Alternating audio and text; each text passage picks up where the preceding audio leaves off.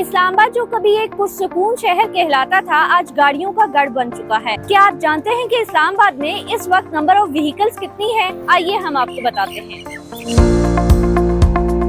इस वक्त इस्लामाबाद में रजिस्टर्ड गाड़ियों की तादाद तकरीबन 17,46,000 है, जबकि शहर की जो आबादी है वो तकरीबन 23.5 लाख है, जिससे साफ अंदाजा लगाया जा सकता है कि शहर की आबादी और रजिस्टर्ड व्हीकल्स में कोई खास बड़ा फर्क नहीं है।